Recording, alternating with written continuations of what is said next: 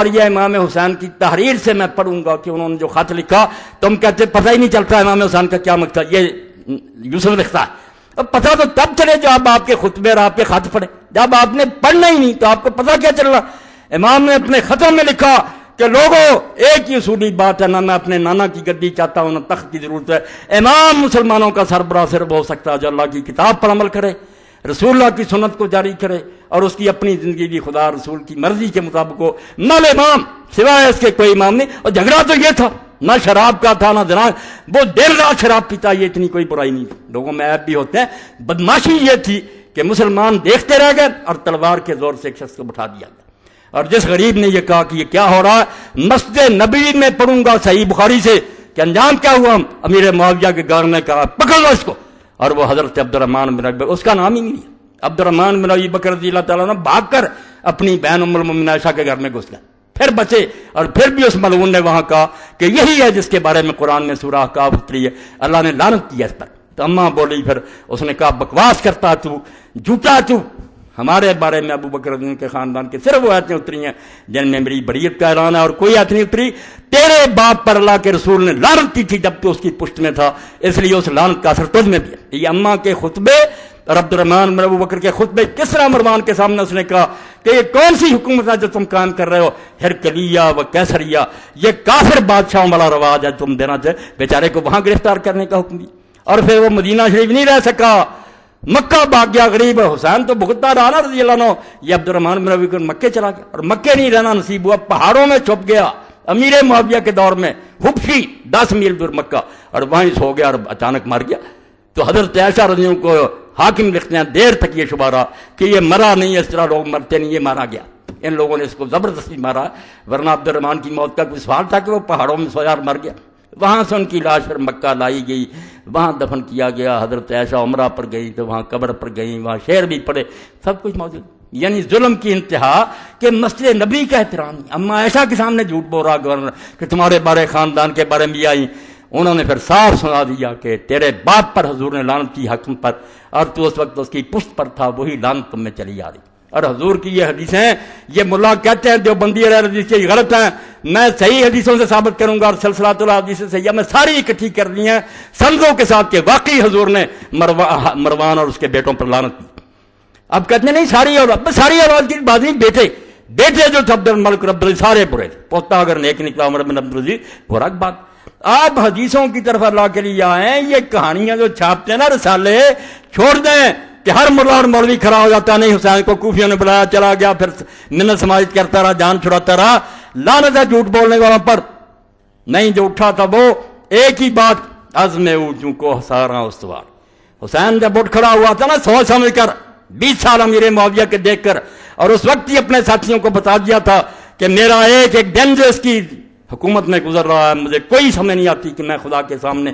کیا عذر پیش کروں گا۔ جہاد تو اب بھی فرض ہو چکا، مگر میرے بھائی نے چونکہ وعدہ کر لیا تھا میں نبھاؤں گا، اگر بعد میں انہوں نے بدماشی کی تو اٹھ کھڑا ہو، پہلے سے تیار تھے۔ اس لیے جب اٹھے ہیں نا، آپ ہمالیہ کی مثال دیتے ہیں کہ بڑا پہاڑ ہے، اقبال کہتا ہے عزم اونچوں کو ہسارا استوار، حسین کو پہچانو تو صحیح، اس کا عزم اور حوصلہ پہاڑوں کی طرح مضبوط تھا۔ پہاڑ ہل سکتے ہیں، وہ نہیں ہل سکتے۔ ہلنا ہوتا تو گھر سے کیوں چلتا؟ پتا نہیں تھا بچے اور عورتیں ان کے ساتھ کیا ہوگا، میرے ساتھ کیا ہوگا؟ نہیں، پائیدار و تند سیر و کارگار، ہمیشہ سے قائم اور دائم۔ اور ایک بات جو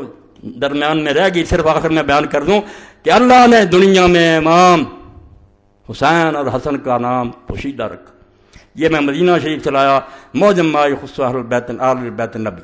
حوالوں کے ساتھ اللہ کے بندے نے سعودی عالم نے لکھی ہے، بہت عمدہ بات، کشنوں کے حوالے سے لکھی۔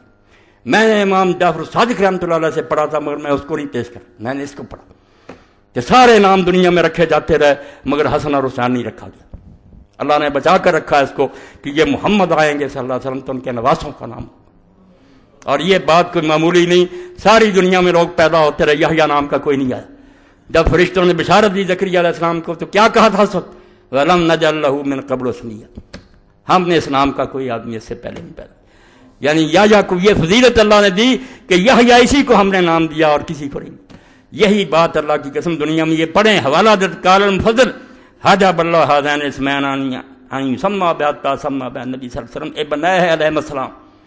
فضل کہتے ہیں التصحیح والتحریف سبل العاشر 6 جلد 11 حوالہ دیا